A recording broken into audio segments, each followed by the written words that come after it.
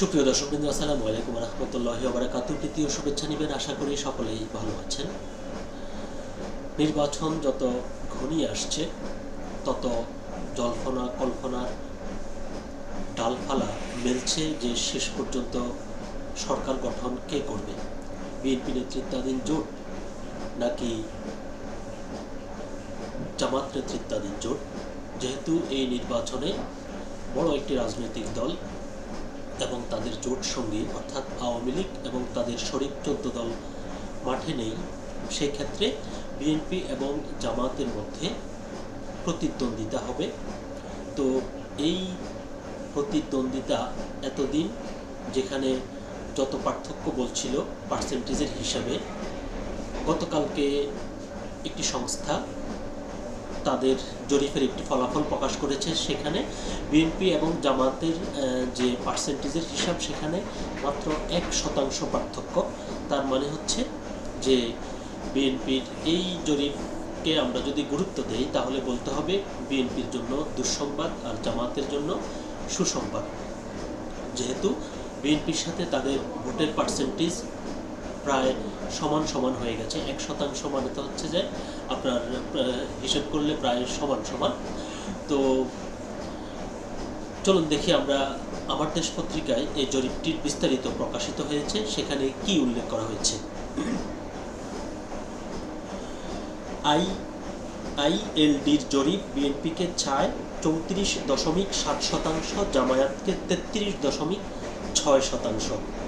খবরটির বিস্তারিত বলছে, আসন্ন ত্রয়োদশ জাতীয় সংসদ নির্বাচনকে সামনে রেখে প্রকাশিত এক জনমত জরিপে বিএনপি ও বাংলাদেশ জামায়াতে ইসলামীর মধ্যে হাড্ডাহাড্ডি প্রতিদ্বন্দ্বিতার ইঙ্গিত পাওয়া গেছে। জরিপ অনুযায়ী বিএনপিকে ভোট দিতে চান 34.7% ভোটার এবং জামায়াতে ইসলামীকে ভোট দেওয়ার কথা বলেছেন 33.6%। এখনও সিদ্ধান্তহীন রয়েছেন 17% ভোটার, মানে যাদেরকে সুইং ভোটার বলা হয়। এছাড়া ন্যাশনাল সিটিজেন্স পার্টিকে এনসিপিকে ভোট দেওয়ার কথা জানিয়েছেন 7.1% ভোটার।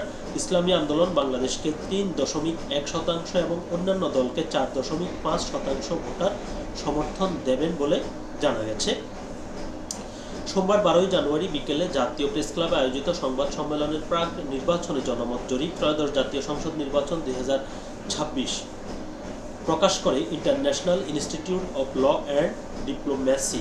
নির্বাচনকে সামনে রেখে প্রজেকশন বিডি, জাগরণ ফাউন্ডেশন এবং ন্যারেটিভের যৌথ উদ্যোগে এই জনমত জরিপের ফলাফল প্রকাশ করা হয়েছে।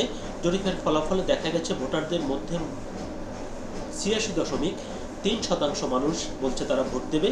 সিদ্ধান্তহীন ভোটারদের বিবেচনায় নিলে বিএনপির সমর্থন 43.2% এবং জামায়াতে ইসলামীর 40.8%। এই জরিপটি 2025 সালের 21 নভেম্বর থেকে 20 ডিসেম্বর পর্যন্ত পরিচালিত হয়।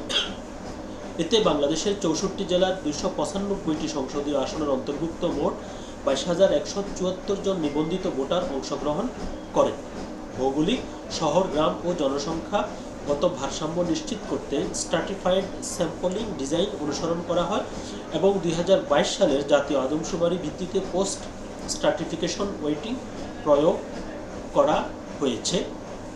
তো জরিপটিতে আরও খুঁটিনাটি বিস্তারিত তথ্য উল্লেখ করা হয়েছে। ভিডিওটি দীর্ঘ হয়ে যাবে, সেজন্য আমি ওগুলো আপনাদের সামনে উপস্থাপন করছি না। তবে যেটি বলতে হয় সেটি হচ্ছে যে সাম্প্রতিক সময়ে ইউনিভার্সিটিগুলোতে